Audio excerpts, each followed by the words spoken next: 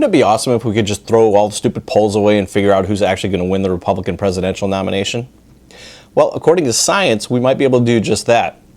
According to a study in 2013, voters prefer candidates who are more physically attractive because they associate looks with good health and thus have, quote, a desire for leaders who are free from disease. That explains the ill-fated candidacy in 1912 of Bertrand von Tuberculosis. Other studies have shown a, quote, halo effect, where we attribute all kinds of positive characteristics to attractive people.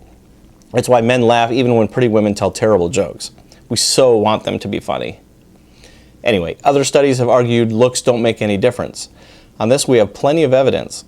Sarah Palin certainly didn't help the Republican cause in 2008, and in 2012, the GOP had a pair of Ken dolls on the ticket and still lost. Although, in fairness, nobody can match the sexual blowtorch that was former President William Howard Taft. Remember when actress Ashley Judd tried to run for the U.S. Senate? If looks were a factor, she would be president of the U.S., and if there were 3 more Americas, she'd be president of those too. That hasn't kept the current crop of candidates from trying to look their best, however.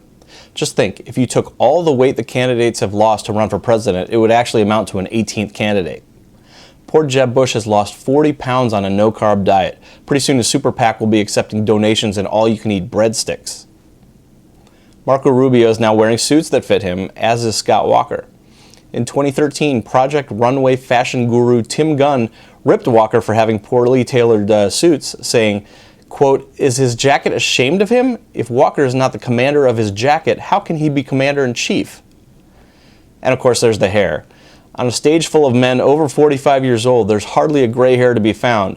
If there's any corporation making contributions to GOP politicians, it might be just for men. And let's not even get into this. They say politics is Hollywood for ugly people, and that's probably still true. But that's not going to keep the Republican candidates from taking after Napoleon Dynamite's Uncle Rico and trying to relive the past glory of their youth. This is pretty much the worst video ever made.